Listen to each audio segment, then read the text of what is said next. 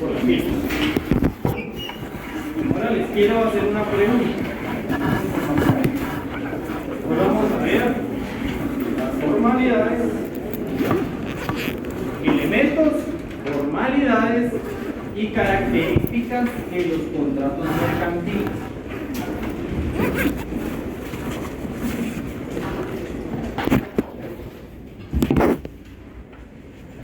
Hay ciertos principios filosóficos que vamos a manejar o que vamos a visualizar en los contratos mercantiles.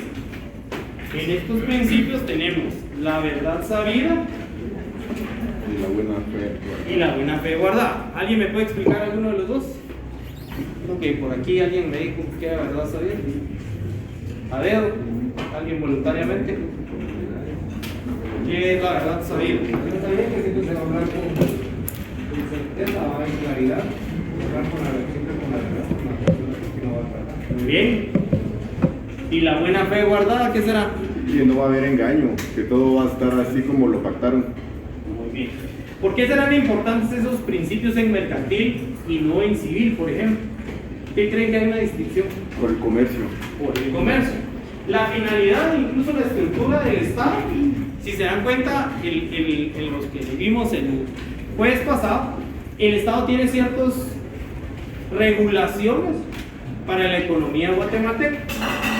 Y también derivado de esas transacciones rápidas que a veces se dan en el derecho mercantil, es importante esos principios filosóficos. ¿Por qué? Porque nosotros vamos a transferir cualquier bien o vamos a brindar un servicio, pero lo vamos a hacer de buena fe para que el comercio se mantenga. Si fuese un poquito más complicado como en civil, quizás a veces se movería más lento el comercio. Si ustedes ven, por ejemplo, una compraventa en civil, hay muchos pasos a seguir. Incluso ahora toca averiguar en qué precio está inscrito el bien para que nosotros podamos hacer la escritura, podamos calcular los impuestos y hacer los demás trámites. Por ejemplo, tenemos que ir a DICABI o podemos ir a averiguar al registro de la propiedad y con base en el precio más alto es que hacemos nosotros nuestra compraventa. Supongo que eso ya lo vieron en sí. Mientras que, por ejemplo, si yo quisiera venderle, si yo fuera comerciante y le quiero vender aquí un marcador, la transacción puede ser verbal, el contrato puede ser verbal. Eso lo que permite es fluidez. Entonces, la idea es que no haya un engaño en estas transacciones mercantiles para que nosotros podamos hacer más rápido el comercio. ¿Alguna duda hasta dónde vamos ahorita?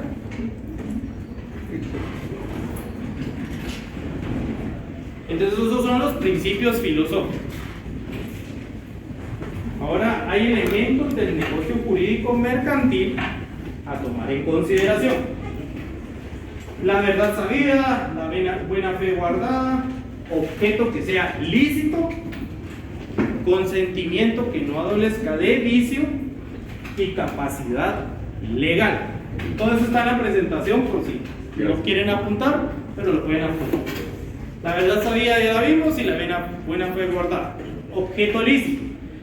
Quizás parece innecesario que nosotros hagamos esa aclaración, pero muchas veces puede dar lugar a confusión si el objeto es lícito o no es lícito. Ahora les pregunto, hay una sustancia en la carne de res que no puede ser utilizada, que sirve para que los músculos crezcan más rápido, pero para el consumo humano es dañino. ¿Qué pasa si yo sé que así estoy engordando mis vacas y yo las quiero vender, o las voy a vender y suscribimos un contrato? ¿Será que el objeto es lícito o no? Muy bien, porque hay una sustancia que dentro del territorio guatemalteco pues no es permitida. Prohibido. No vamos a hablar ni siquiera de un contrato de que vas a vender marihuana y demás, porque ya es demasiado obvio que esos son objetos o cuestiones que son de ilícitos. Ahora, consentimiento que no adolezca de vicio. ¿Qué pasa? ¿Qué pasa? Si por ejemplo yo les digo hoy yo represento a Coca-Cola y les voy a vender a cada uno de ustedes la Coca-Cola que quieran al precio de un quetzal. Y yo aquí tengo las Coca-Colas. ¿Habrá algún vicio en el consentimiento si yo les vendo las Coca-Colas? ¿O no? ¿Será que yo represento Coca-Cola? Y si no la represento, y digo que la represento, ¿está bien la transacción que estamos haciendo? No. Hay una distinción entre los contratos civiles y entre los contratos mercantiles. En los contratos civiles, que ya lo vamos a ver más a profundidad, la representación no puede ser aparente. La representación tiene que tener certeza. Entonces, en los contratos civiles, yo tengo que acreditar que represento a Coca-Cola. En los contratos mercantiles se puede dar una representación aparente, toda vez no perjudique los intereses. Porque de todas formas, si yo vengo y digo, miren, yo represento a Coca-Cola y les voy a vender a un quetzal las Coca-Colas, ¿habrá algún daño para Coca-Cola? No. En realidad no, porque puede ser que yo el producto me lo hayan vendido a precio normal y yo lo estoy liquidando. Puede ser por otro lado que yo tampoco, si yo les estoy vendiendo el producto original, pues tampoco hay un daño para Coca-Cola, no lo alteré. Entonces, en civil, la representación tiene que ser real. ¿Cómo puede ser? Por ejemplo, un gerente, un mandato, puede ser un administrador o el presidente del consejo de administración. En lo mercantil, sencillamente, si yo les vendo algo o les prometo algo en representación de Coca-Cola, yo también soy responsable, no solo a Coca-Cola. Entonces, ahí hay el consentimiento, lo debemos de tomar en consideración porque puede ser que haya un vicio en el consentimiento. Ahora les voy a contar un caso civil y ustedes me dicen si hay vicio o no en el consentimiento. Yo estoy casado y me separo de mi esposa. Tenemos 2 hijos. El día que vamos a firmar la pensión alimenticia, mi esposa no me puede dar ni en pintura. Entonces llegamos ante el notario Alex y el notario, para evitar cualquier discusión, me sienta a mí de este lado, en un cubículo de su oficina, y sienta a mi esposa en otro lado. Viene y firma ella primero. Llega el procurador del licenciado Alex y me da la escritura y me dice, por favor firme. Y firmo yo. Ahora, ¿qué dicen ustedes? El notario nunca estuvo presente, fue solo el procurador. ¿Habrá algún vicio en el documento que firmamos relacionado con el consentimiento? ¿Sí o no? Sí. ¿Por qué? Porque no está ante mí, ante la presencia del notario. Ahí hay un punto. ¿Alguien más? ¿Alguien piensa que no hay un vicio? Sí. ¿No hay vicio o sí hay vicio? El procurador tiene que presentarse con el mandato que el Notario. Ahí hay otro punto. ¿Alguien más? Levántenme la mano quienes dicen que sí. Solo para ver, no les voy a preguntar, solo si piensan que hay algún vicio en el consentimiento. Solo levántenme la mano, solo para ver cómo estamos. Ok. ¿Los demás piensan que no? ¿O hay alguno que dice, yo tengo mis dudas? ¿Usted dice que no? ¿Por qué no? Porque en este caso los dos ya tuvieron acuerdos y ahorita lo único que están haciendo es finiquitarlo. Fíjense que el caso, ¿me iba a decir algo? El caso llegó a la Corte de Constitucionalidad en amparo. Adelante. La situación es que se presentó un juicio ordinario de nulidad absoluta por vicio en el consentimiento, aduciendo que nunca, que en la escritura se mintió porque dice estando presentes. Entonces el caso llegó a la corte porque se declaró la nulidad del negocio jurídico. Entonces, aduciendo eso, que como el notario no estuvo presente, la escritura tenía elementos de falsedad. Ahora yo les digo mi comentario. Desde mi punto de vista, no hay un vicio en el consentimiento. Yo estaba de acuerdo con lo que estaba firmando y mi esposa estaba también de acuerdo con lo que estaba firmando. ahí hay una distinción entre estar de acuerdo y que mi voluntad quede plasmada a una distinción que puede hacer que el notario no estuvo presente. Entonces aquí entramos en dos elementos: la nulidad absoluta y la nulidad relativa.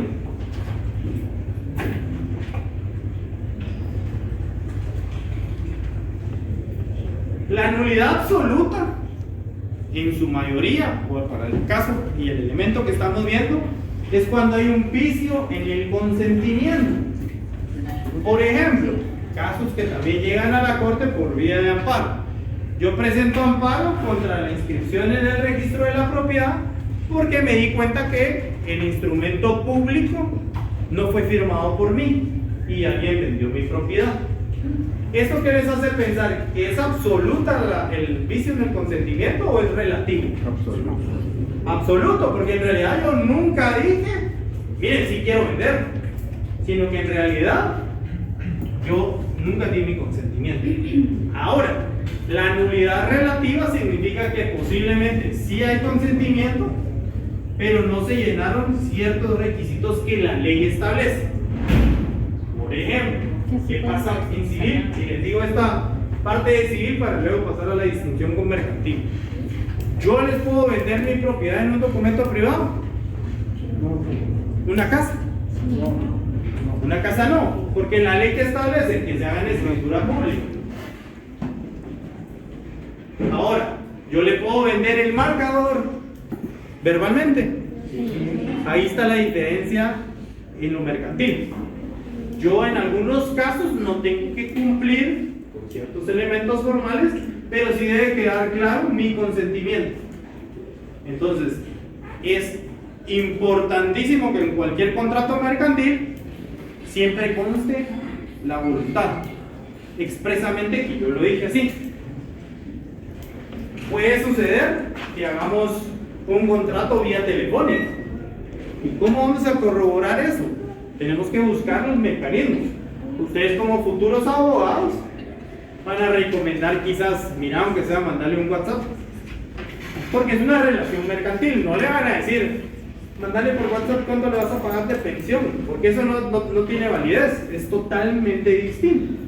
Entonces en lo mercantil lo importante es que ustedes sepan cómo se formaliza, pero lo más importante es que hagan constar de alguna manera la voluntad de la persona. Claro está, están los principios: verdad sabida y buena fe guardada. Significa que en lo mercantil vamos a tener la idea de que vamos a cumplir ambas partes, ¿sí? Y como último elemento, la capacidad legal. Por ejemplo, ¿qué pasa si en civil un niño es propietario de un bien inmueble? ¿Lo puede vender o no lo puede vender? Pues ahí viene la respuesta que nos hace famosos a los abogados, que es el depende. Sí lo puede vender, pero con el procedimiento adecuado. Autorización del tutor, del padre, autorización del juez inclusive. Ahí está una de las partes. Igual en lo mercantil, tenemos que ver que la persona pues tenga capacidad. No es lo mismo que una persona en estado de embriaguez o cualquier otro estado venga y me diga, ¿sabes qué? Te vendo mi carro.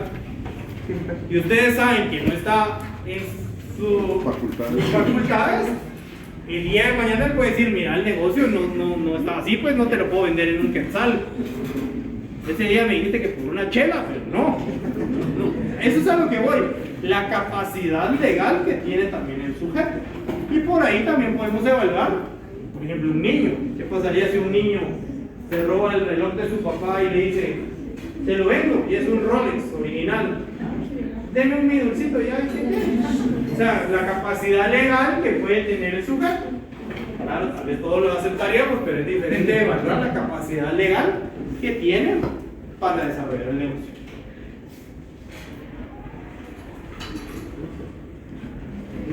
Ahora, en todos los contratos mercantiles, y también les voy a pasar una ley para que la vean, vamos a ver ciertos elementos del propio contrato mercantil. ¿Qué son? Vamos a buscar la definición, vamos a buscar el elemento personal, el elemento real, el elemento formal y las características. Esto va a ser en los contratos mercantiles que vamos a ver, ya sean típicos o sean atípicos. Entonces, porque esto nos va a servir para el trabajo que vamos a hacer para la segunda parte, pero lo importante es que nosotros en los contratos mercantiles sepamos una definición, sepamos cuál es el elemento el elemento personal, el elemento formal, el elemento real y sus características. Eso no solo les va a servir para el curso, les va a servir para su privado, porque les van a preguntar, por ejemplo, ¿cuál es el contrato de descuento? ¿Qué es? Y ustedes tienen que dar una definición. En la definición va a ir implícito. Bueno, yo me llamo descuentante, por ejemplo, y él es el descuentador. Esos son los elementos personales. Suena raro el término, pero así están establecidos en la ley. Entonces, esos elementos les van a servir para sus privados también. Ahora, les voy a pasar una ley, tal vez si la pasan. Y en las leyes que vamos a ir viendo en el curso, les voy a pedir lo siguiente: que hagan unas definiciones como las que van a aparecer acá. ¿Cuántos artículos tiene? ¿En qué año fue emitido? Y el número de decreto. Y le van a poner una pestañita a cada contrato que encuentren.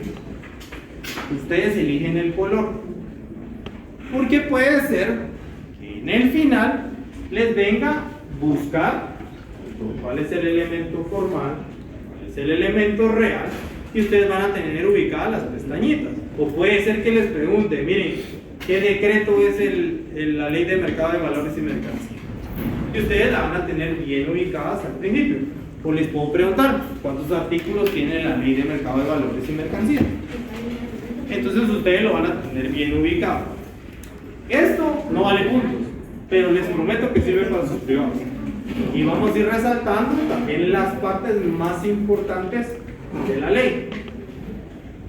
Normalmente no les van a preguntar toda la ley en el privado, les van a preguntar los aspectos más importantes. ¿Cuál es el objeto de la ley? ¿Cuáles son los contratos que están regulados? ¿Hay algún recurso que se pueda promover?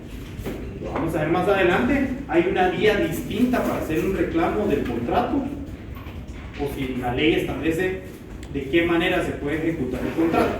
Entonces, eso les va a servir nada más que a ustedes. Pero se los dejo porque a mí me sirvió para mis privados el tener estas pestañitas. A mí me preguntaron cuál era el capital que debía de tener un banco. Y en su momento, los nervios, yo ya no me recordaba cuál era el capital para un banco. Entonces le pregunté si me dejaba fundamentarme. Y yo aquí en una pestañita tenía escrito el monto. Entonces ya no fue necesario abrirlo, sino le dije, ya me recordé. Están. Miren, en el amor, en la guerra y en los privados se vale todo. No me busquen, no me busquen. Estas pestañitas son bien útiles, crean. Y unos días antes de su privado, ya Alex estará de testigo también, uno cree que no sabe nada. Se van a estar bañando y van a decir, ¿cuál era ese contrato atípico? Y entonces uno se está bañando y quiere salirse de la ducha para ir a leer y regresarse a bañar. Se los prometo, se los prometo.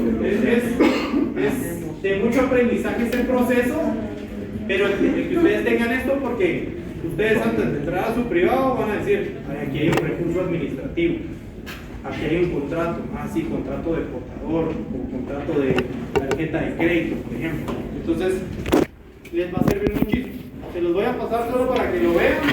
Se las encargo. No se las estoy vendiendo. Si las quieren ver, y si no, solo lo siguen. ¿Cuál es el capital? No me recuerdo mal, son 35 millones. El mínimo. A partir de ahí todo va a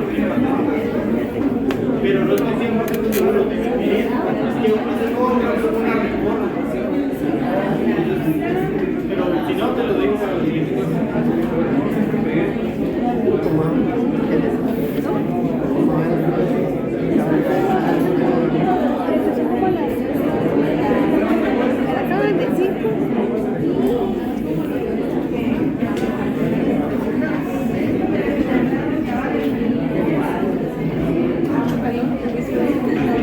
Ahora les voy a contar. ¿Sí, perdón? En cuanto a capacidad, ¿existe alguna excepción similar al derecho laboral? Por ejemplo, Por ejemplo, en cuanto a la edad de que se crea con capacidad alguien de 16 para arriba. veamos el código. Vamos a ver si encontramos alguna.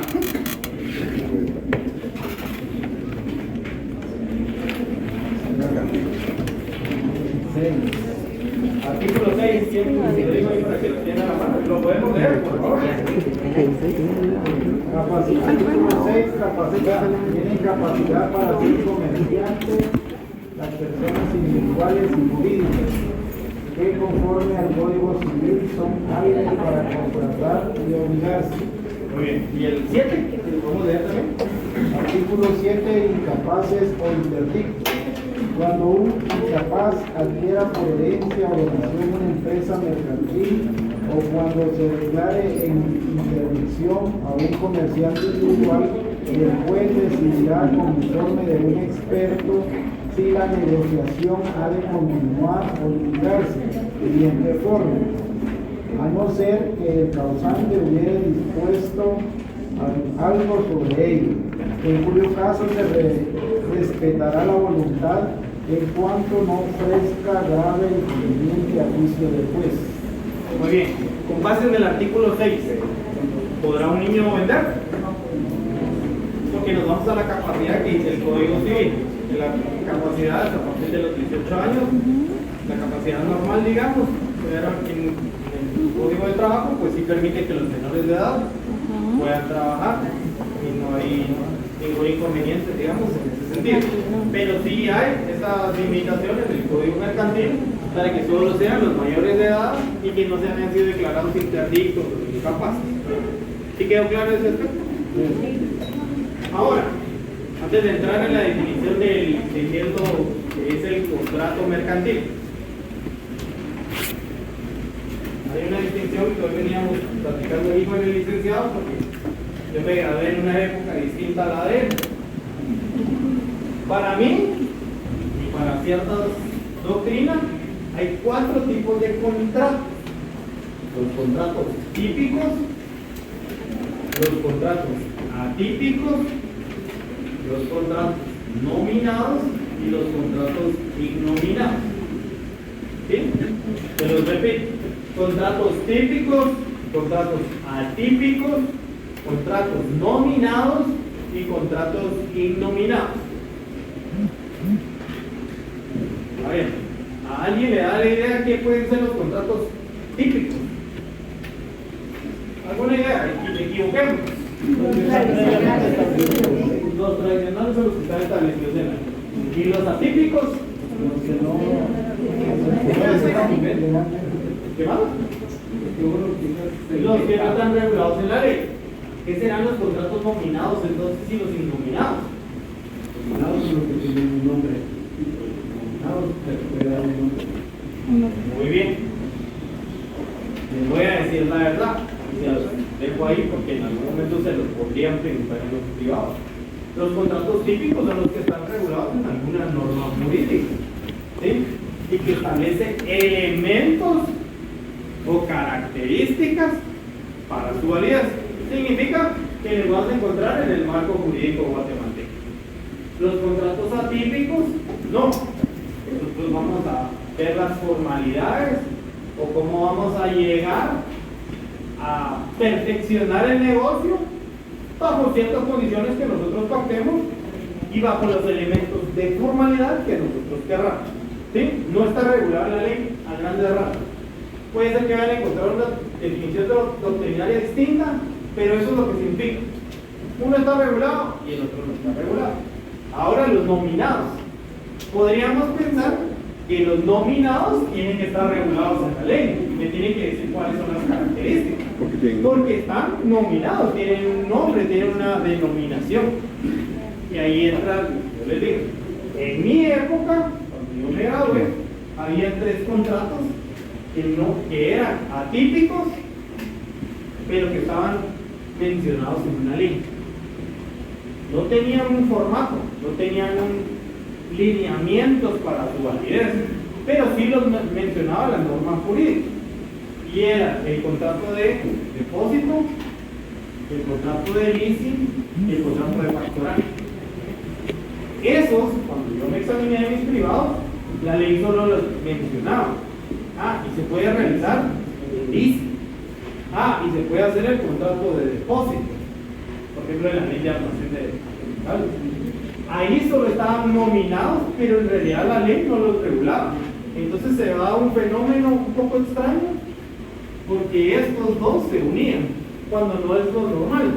Lo normal serían estos dos, porque la ley ya me lo regula, entonces yo sé que se llama contrato de tarjeta de crédito. ¿Por qué? Porque la ley me dice que se llama contrato de tarjeta de crédito y cómo se debe desarrollar. Pero se los dejo porque puede ser que en el privado se los pregunte. ¿Cuál es el contrato nominado? Puede ser una similitud al contrato típico, pero puede ser que la ley solo lo mencione, pero que no indique los elementos para su validez. ¿Me di a entender? Sí. ¿Sí? Si tienes dudas, me dices. Y los contratos innominados, pues obviamente son los que no están en ninguna ley ni en ningún código. ¿Alguna duda? ¿Sí? ¿Cuál es la duda? Sí. No sé si tú... ¿Sí? En el contrato nominado, abajo sería el contrato de depósito. Sí, contrato de depósito, perdón que se relaciona con el digamos el contrato de depósito, el contrato de facturaje y el contrato de leasing. Estos estaban antes solo mencionados en la ley, pero ahora ya están regulados, ya son típicos. En su momento no estaban regulados en la ley. ¿Me entender alguna duda con este tema? ¿Con los nominados? Los nominados son los que no están en ley, o sea, se mencionan en una ley, pero no están desarrollados. Veamos un contrato. Vamos a ver el contrato. ¿Alguien tiene mi ley por ahí? Solo que me la preste. La ley de mercado de valores. Vamos al artículo 77, si no me recuerdo mal. Si alguien lo tiene por ahí, que me lo lea. Ya hicimos un contrato de compraventa. ¿Qué artículo? 77, si no me recuerdo mal, por favor. ¿Usted la tiene ahí? Me lo presta.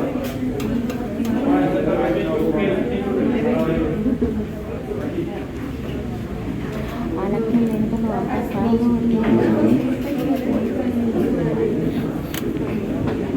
El artículo 30.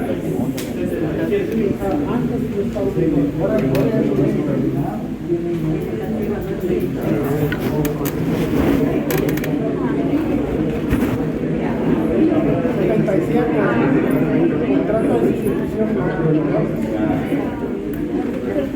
Perdón, el artículo 73. Las sociedades de inversión. Las sociedades de inversión son aquellas sociedades mercantiles que tienen por objeto la adquisición y transmisión, la gestión de inversión. Aquí nos está dando los elementos de la sociedad de inversión. Pero si ustedes se dan cuenta, en el siguiente párrafo, en la literal B dice, su capital es variable, sin necesidad de modificar su estructura social. Aquí nos está dando también elementos formales. Nos dio, ¿para qué sirve? Nos dio los elementos formales. Eso significa que es un contrato típico. ¿Sí? Ahora, los nominados no tenían eso. Solo en el artículo decía, además se podrá hacer el contrato de leasing.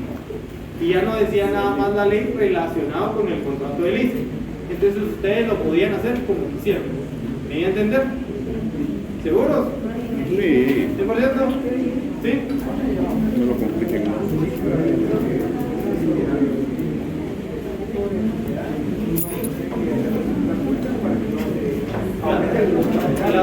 sociedad de inversión, ahorita que lo menciona aquí Diego, la sociedad de inversión empieza, la podemos hacer en escritura pública, ¿sí? Con un capital de 100 millones de quetzales. Pero cuando yo quiero subir o variar el capital, lo puedo hacer en un documento privado. Ya no altero la escritura original. En las sociedades normales, que lo vamos a ver después, si yo aumento capital, ¿qué tengo que hacer? Una escritura pública. Si yo voy a hacer más acciones, los tengo que hacer constar, porque la ley así me lo establece. En cambio, en estos nominados, antes no decía nada, solo aparecía en el artículo. Como una breve mención de que se podía hacer, por ejemplo, en la ley de almacén de depósitos, decía que también se podía hacer el contrato de depósito. Este contrato lo que significa es, para que me dé a entender por qué la ley solo lo mencionaba, el licenciado Alex aquí, yo le hice un trabajo y le dije, miren, mira, dame el 50% de adelante. Ok, y me dio el 50% de adelante. El otro 50%, que van a ser 10,000 quetzales, él me dijo que los pago cuando finalices. Yo ya finalicé de poner el pizarrón aquí y ahora me pagan mis 10,000 quetzales. Entonces él me dice, mira, te los voy a pagar 90 días después de que me des mi factura, como una empresa normal. Entonces vengo yo y tengo que ir a poner el pizarrón a la par, no tengo dinero para poner. Entonces vengo aquí con Diego y le digo, Diego, fíjate que el licenciado Alex me debe 10,000 quetzales, porque yo le instalé el pizarrón. Entonces, dame 9 y vos le cobras a él. ¿Sí? Y entonces él me va a dar 9,000 quetzales y Diego va a esperar los 90 días para que le pague. Es un contrato de depósito, porque yo tengo un saldo a mi favor que estoy vendiendo o cediendo de alguien más para que se lo cobre a un tercero. Yo sería el nuevo tenedor, ¿verdad? Entonces sería el nuevo tenedor. ¿Sí? Entonces, por eso la ley de almacén lo que decía es que usted depositó aquí algo, eso puede dar lugar al contrato de depósito, pero solo lo mencionaba. ¿Me da a entender? Aunque el contrato lo vamos a ver más a profundidad en su momento, pero es solo para que me den a entender, porque si yo tenía una mercadería aquí, esta mercadería me podía servir como un contrato de depósito y por eso la ley solo lo mencionaba, pero no me decía qué características. Podía ser hasta verbal, que no haya ningún problema. ¿Sí? Sí, solo para poder entenderlo mejor. Los nominados dicen que la ley los menciona, pero no los regula. Sí, exactamente. Los típicos los menciona y los regula. Exactamente. ¿Alguna otra duda con ese tema? ¿No? ¿Sí?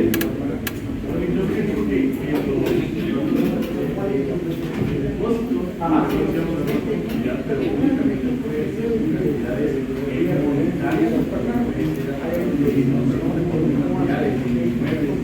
Fíjate que la ley, si leemos el artículo de la ley, si dice un crédito, no sé si alguien trae la ley de depósito, si no la busco aquí,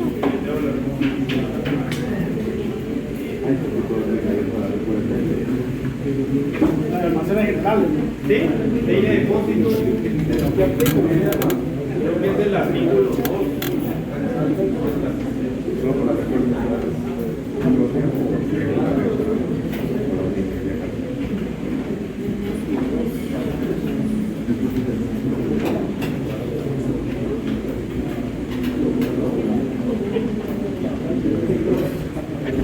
Capital ¿Alguien trae su ley? Que me la preste. yo la tengo igual.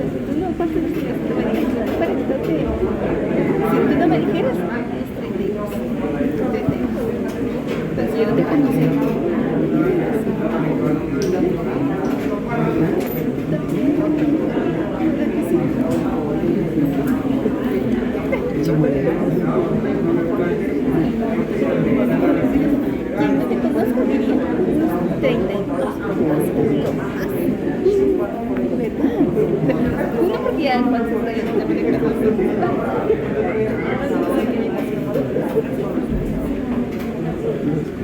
artículo 1 nos da el objeto de la ley, que dice que puede ser mercancías y también puede ser dinero.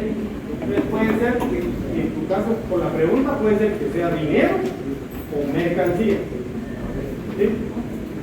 ¿Alguna otra duda con este tema? Gracias. Que lo vamos a ir profundizando poco a poco. Ahora,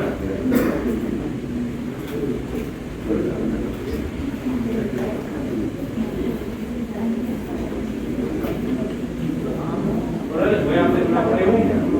Vamos a ver los elementos.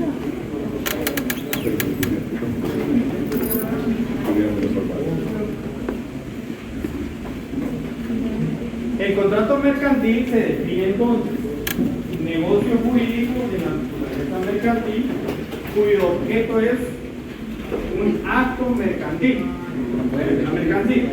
Se los repito, aunque se los voy a dar de todas formas en la presentación. Negocio jurídico de naturaleza mercantil cuyo objeto es un acto mercantil, ¿sí? Una transferencia, un movimiento de mercadería, una prestación de servicios. Acuerdo de dos o más voluntades para crear, transferir derechos y obligaciones de naturaleza mercantil, en la cual existe en una de las partes la presencia de un comerciante, ya que su fin es la industria o el comercio o por el carácter mercantil del objeto sobre el que recae. ¿Sí? Los contratos mercantiles se diferencian de los civiles de su mismo nombre y naturaleza, como en el Código Civil, por la presencia de un comerciante en una de las partes, porque su fin es la industria o el comercio, o por el carácter mercantil del objeto sobre el que recae. Y aquí viene una interrogante. ¿Cómo puedo determinar yo que si le vendo aquí al amigo, mi marcador es una transacción civil o mercantil? ¿Cómo la podemos distinguir? ¿Cómo se les ocurre? ¿Cómo la venta de mi marcador ustedes podrían decir, eso es civil o eso es mercantil? ¿Por qué?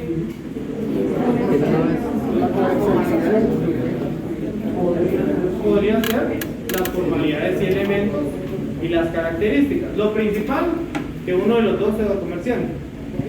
Lo secundario, que sea para el lucro. Si no es para lucrar, entonces es mercantil.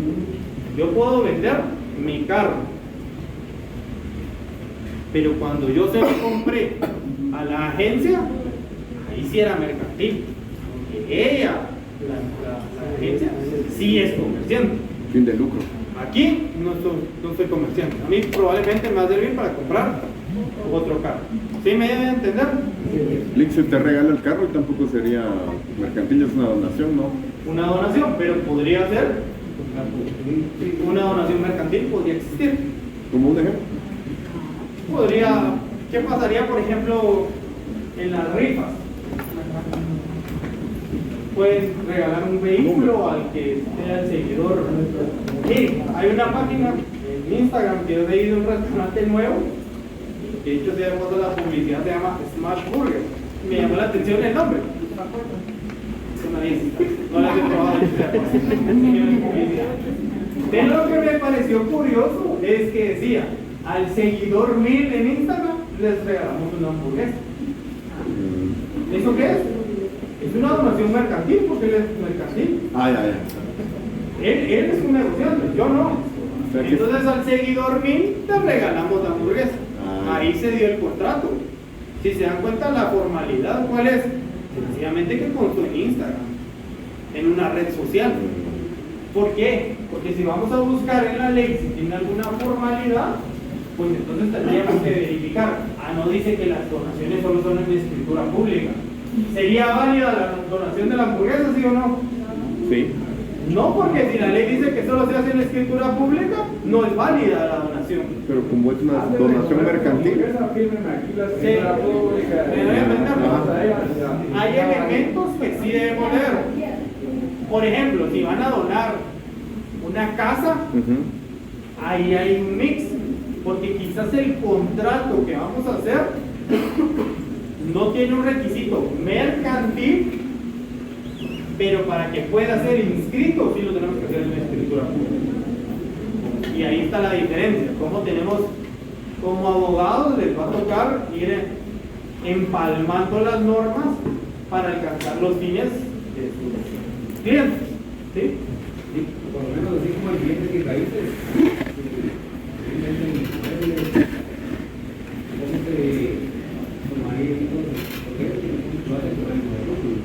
Por ejemplo, es diferente si yo vendo mi casa y se la vendo al licenciado Alex, ahí no hay lucro. Puede ser, obviamente, quizás sí voy a recibir yo el dinero, pero no es que lo haga frecuentemente y entonces yo sí estoy lucrando con una actividad.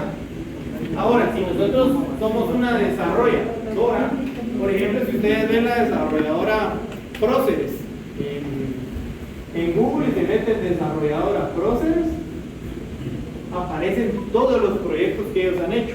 ¿Qué significa eso? Son fin de lucro. Y ellos que están inscritos como una sociedad anónima, significa que entonces Comercio. toda la actividad que hacen ellos es de comercio. Si esa actividad tal vez puede ser repetitiva, nosotros nos podríamos evaluar si es un comerciante o no. Por ejemplo, puede ser que sin que yo pueda estar inscrito como una sociedad anónima, supongamos que yo vengo y compro casas que ya estén destruidas, las arreglo y las vuelvo a vender ya más bonitas.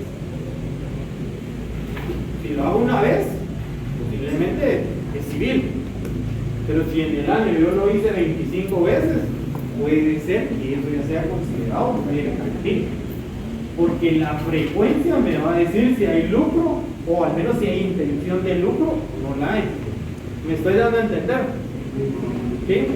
Sí. O sea, si ustedes compran, si yo traigo aquí los paquetes de Coca-Cola y las vendo, hoy quizás no hay ningún lucro. ¿Qué pasa si yo todos los días les digo, antes de ingresar a su clase, por favor, tómense su Coca-Cola?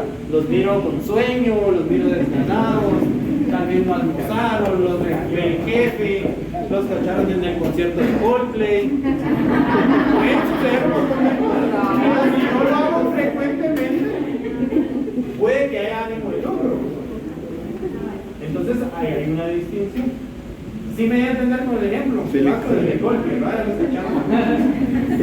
Entonces ahí podemos ir viendo ciertos elementos que son propios del contrato mercantil, que no son del Código Civil.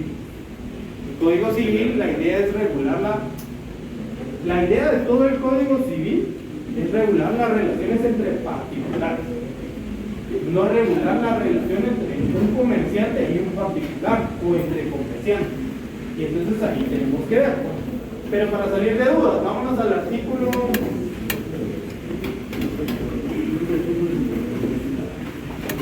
Vámonos al artículo 9 del Código de Comercio. Y si alguien, por favor, me ayuda a leer.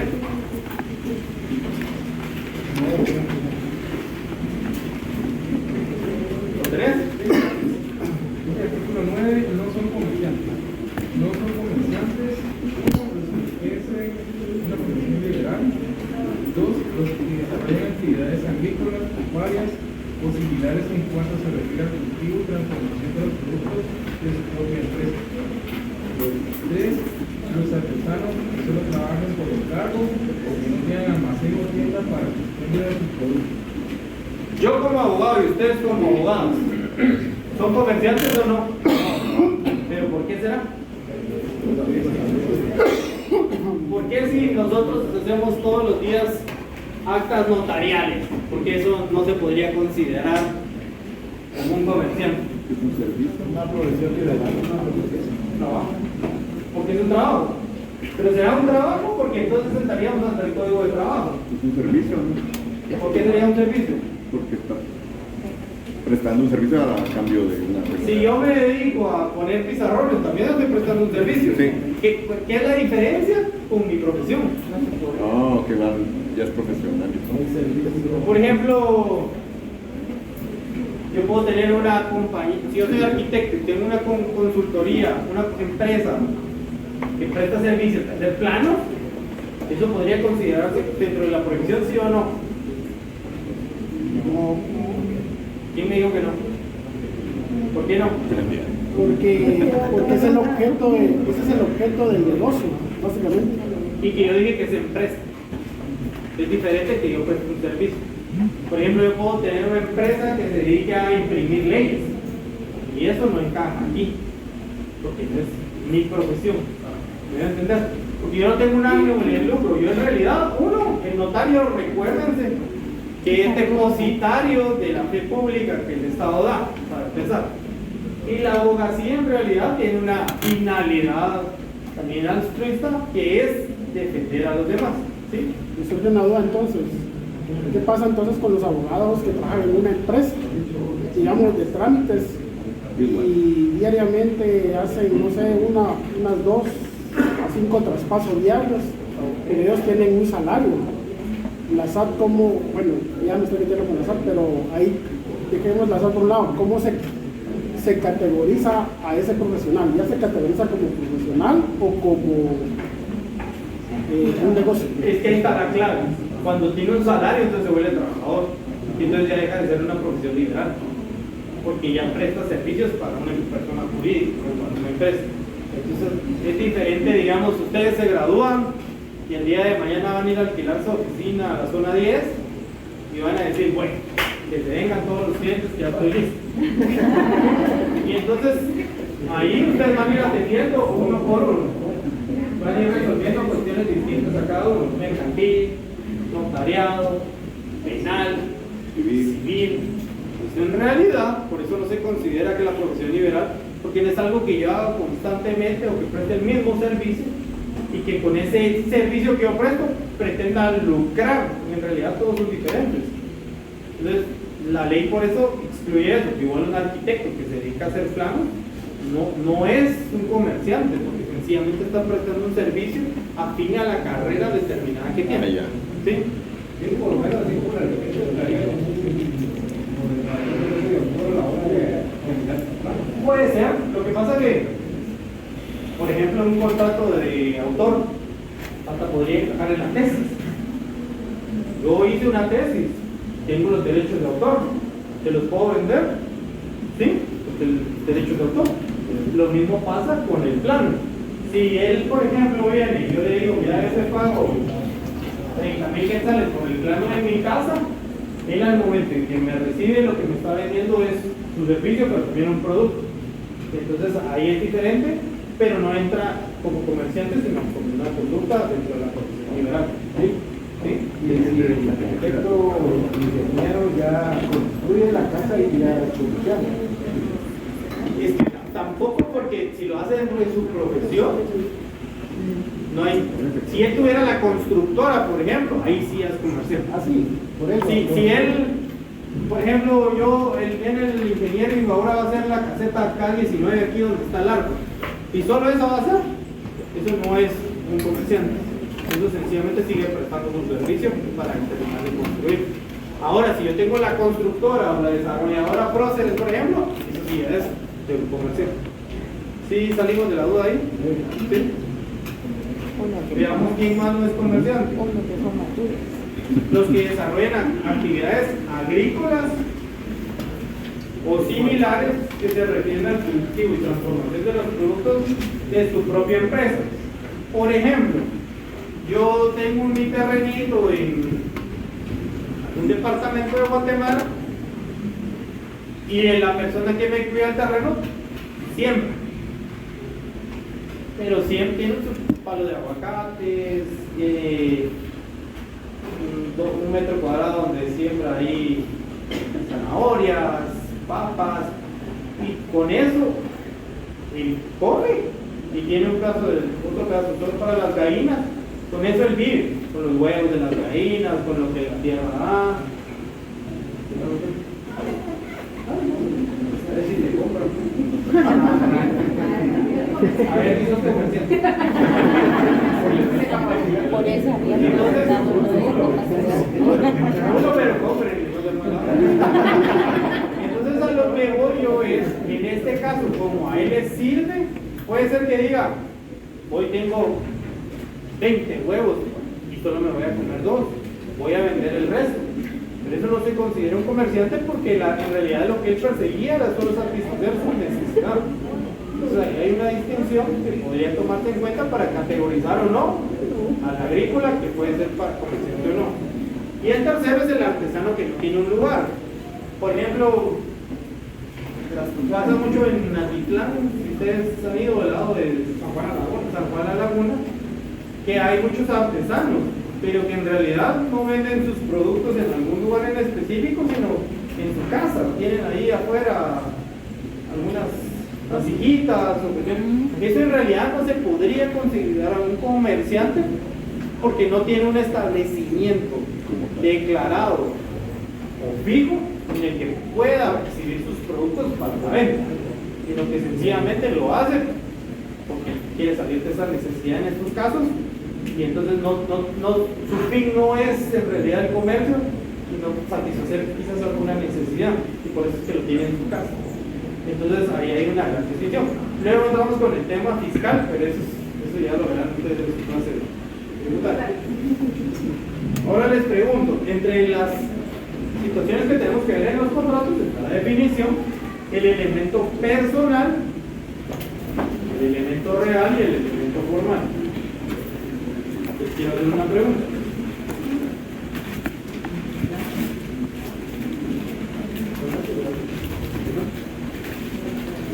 Sí.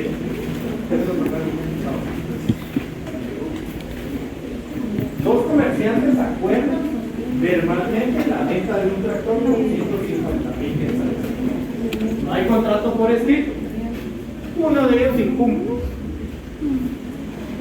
Les pregunto, ¿tiene validez ese contrato?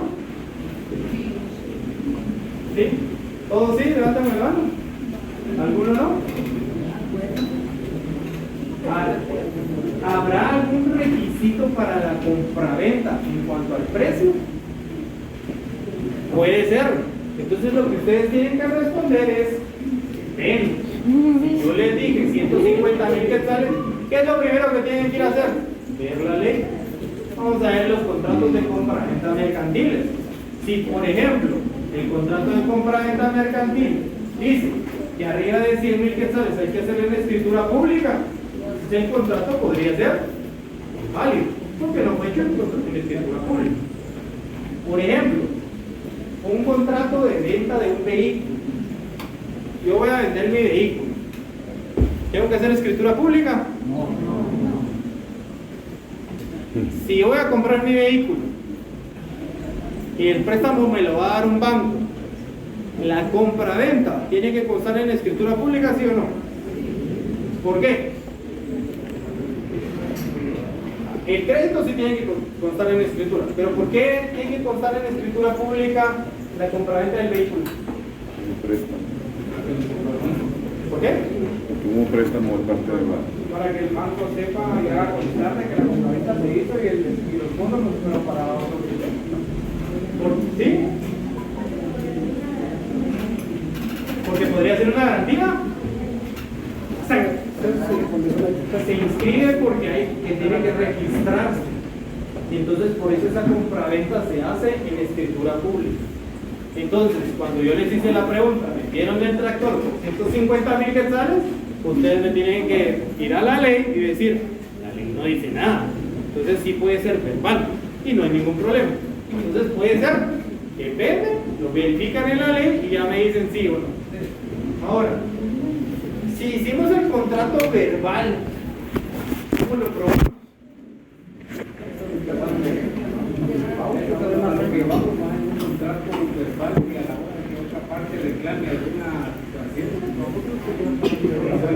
¿Alguien se le ocurre alguna solución para probarlo?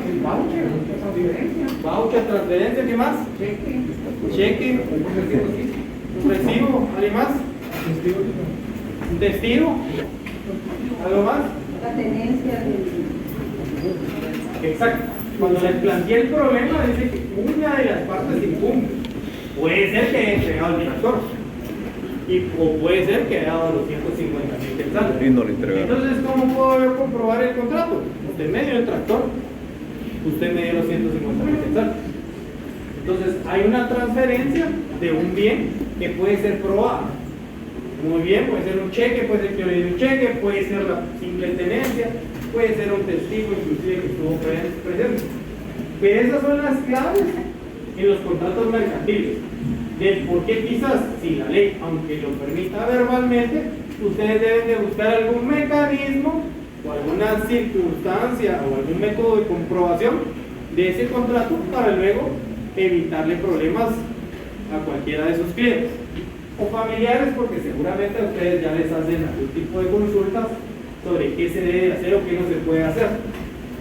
Pasa en lo penal, hay que tener cuidado.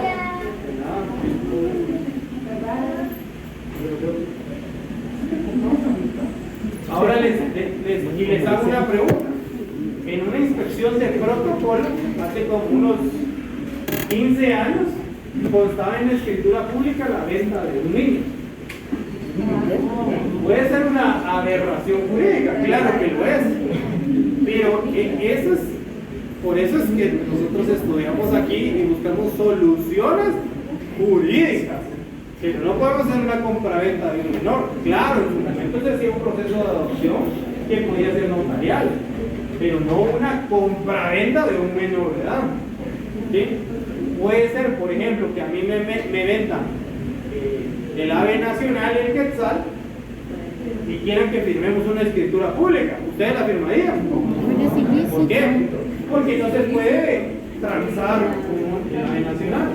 No me pueden hacer firmar a mí, mira, te voy a meter una hoja blanca bien bonita, pero fírmame aquí. Ni siquiera la transacción verbal debería de realizarse, porque es sobre un objeto ilícito. Puede ser, y creo que nos podría pasar a muchos, que yo no sepa que esa es la hoja blanca. No, puede ser. Imagínate que solo venga el retoño y no venga la hoja. Puede ser. Puede ser. Puede ser que solo venga la matita. Y creo que ninguno de nosotros podría ser experto en decir, ah, no, eso es una hoja blanca. Pero ahí podríamos ver los vicios en el consentimiento porque yo no sabía en realidad lo que estaba aceptando. Entonces puedo alegar que había un vicio en el consentimiento.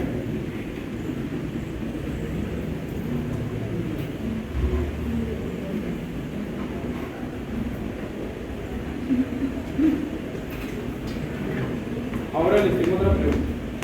Otro caso.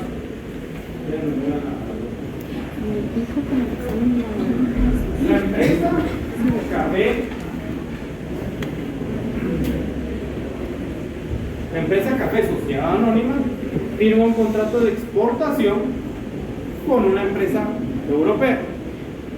La gerente general firma sin tener inscrito su nombramiento en el registro mercantil. ¿Tiene efecto el contrato? Ya hablamos de la representación aparente. ¿Le perjudicará a la empresa Café Sociedad Anónima? Por ejemplo, el administrador único, según la ley, tiene un tiempo de vigencia. Pero la ley misma dice que si ya venció ese plazo del nombramiento y no hay nadie más nombrado, sigue surtiendo efectos. Sigue surtiendo efectos. Entonces, no, yo entiendo que rápido nos vamos a lo civil y no, si no está inscrito, no es válido. Pero tenemos que evaluar si perjudica o no perjudica a la sociedad anónima. Podría ser, tendríamos que evaluar si perjudica o no, porque puede ser que sea responsable. Dije entonces, hablando siempre en materia mercantil, en dado caso no perjudica a la empresa, sí. Porque yo también soy responsable.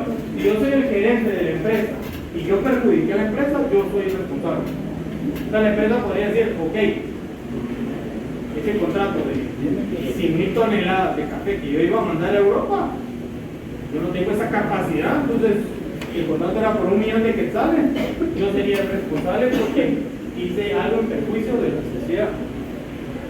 Profundizando podríamos encontrar otras aristas al caso, pero a grandes rasgos eso podría ser un tema de Por ejemplo, a mí se me ocurre en el caso que viniera una persona que dice lo que es de la Coca-Cola y es algo falso, ¿verdad? El producto es falso, entonces eso puede tener represalias en contra de la empresa y es más, hasta podrían llegar a comprobar que yo fuese parte de la competencia, yo fuese de la Pepsi. Y la Coca-Cola se da cuenta, digamos, ¿verdad? Entonces pueden llegar a tomar hasta represalias de competencia desleal, por ejemplo. Eso es así a modo grosso, ¿verdad? Así a grandes rasgos, porque sí, la representación aparente, al final en el mercantil, siempre que no tenga represalias o algún tipo de afectación en contra de la persona que estoy representando, no hay ningún problema, ¿verdad?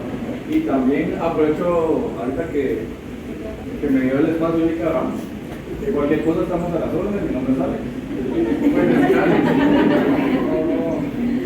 No me diga que soy licenciado, así que está bien. Y también yo voy a ir diciendo un par de cositas de repente, y si quiero decirlo ahorita, antes que se me olvida, si no se me olvida. Pero aquí estamos en confianza, y todos molestando, y que alegre. Nosotros decimos de repente código mercantil, ¿sí? Lo usamos mucho, pero existe el código mercantil. No, comercio. ¿Cómo se llama? Código de comercio de Guatemala. Muy bien, pues escuché que tiene apellido. Fíjense que es el único código en Guatemala, porque los demás no tienen apellido. Código penal, procesal penal, notarial, o sea, el código de comercio tiene apellido. Y nos hemos topado, aquí vamos a hablar mucho del privado y vamos a decir, es el privado y todo eso que tenemos miedo, ¿verdad? Pero sí es cierto, hay algunos licenciados que, de hecho, examinadores que les dicen el código de comercio. Y uno se queda, sí, código de comercio. No, no existe, Guatemala no es el código de comercio. Código de comercio de Guatemala, así. Entonces, pues se los digo para que lo tomen en cuenta, ¿verdad? Gracias. Porque queremos darles esta retroalimentación y que poco a poco, a medida que ustedes ya están casi en lo último de la carrera, todavía falta, es poquito, ¿verdad? Es poco, pero para que se animen y no le tengan miedo a los privados y donde vaya la trampa hay que encontrarle la solución. Hay que encontrarle la solución. Porque siempre van a buscar algo ahí de la trampa, no, la zancadilla, ¿no? Yo salto y me quito la zancadilla, yo me esquivo al que me quiera echar la zancadilla, porque así es. Y entre todos nos apoyemos, mejor.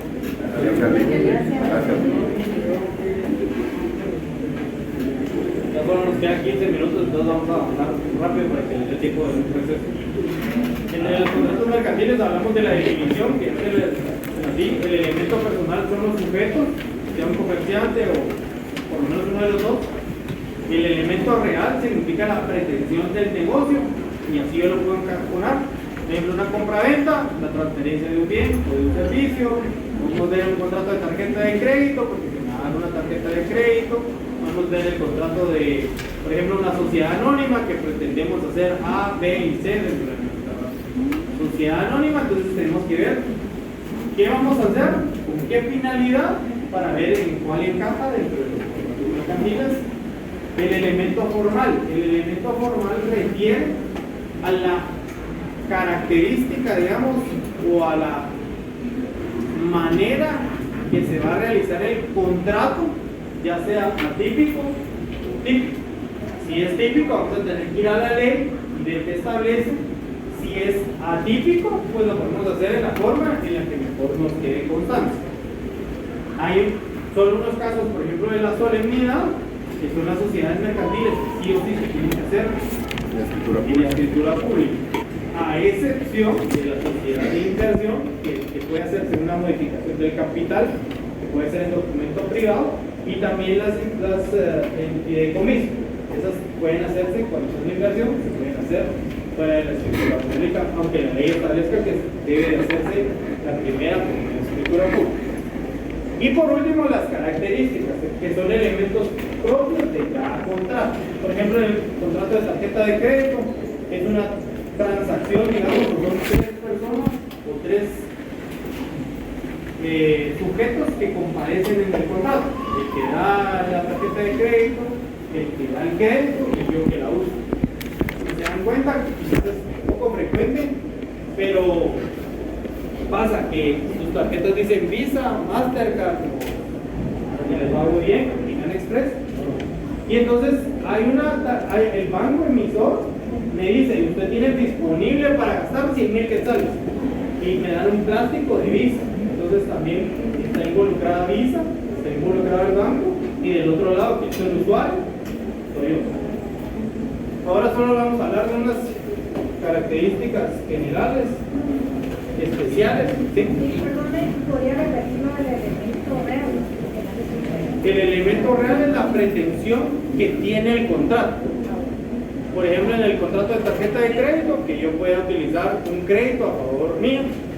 Si yo tengo una compra-venta, que es la transferencia de un bien o servicio, por ejemplo, en el contrato del depósito, que yo lo que pretendo es dar el crédito a alguien más para que yo obtenga una cantidad de dinero o mercancía, como vimos en la ley de almacén de depósito, o el leasing, que termina siendo el uso de un bien por cierta cantidad determinada, que es con un alquiler, digamos, de cierto bien o de cierto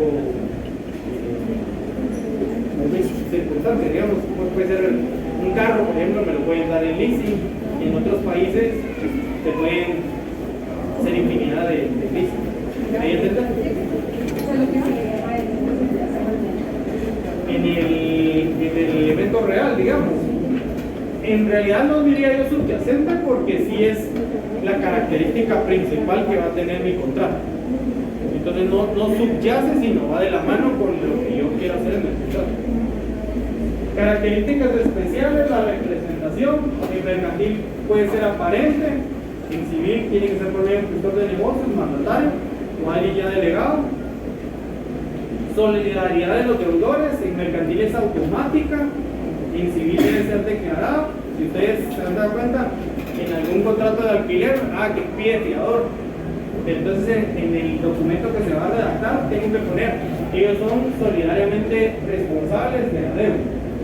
Si no lo digo, se entiende que no lo es, aunque lo haga comparecer en el documento. Exigibilidad de las obligaciones sin plazo: si no tiene plazo, se entiende que es exigible de forma inmediata. En el Código Civil, si no tiene plazo, el juez es el que lo fija. La mora en mercantil, si se incurre sin necesidad de requerimientos, salvo pacto en contrario. Eso tal vez lo vieron más en los títulos de crédito, puede ser, pero puede ser que en una compraventa también. Si no me lo entregan tantos días, incurre en mora de tanta cantidad. En civil se debe constituir el orden. Daños y perjuicios es obligatorio cuando sucede en lo mercantil. En civil va a depender de que pueda ser probado o cuantificado.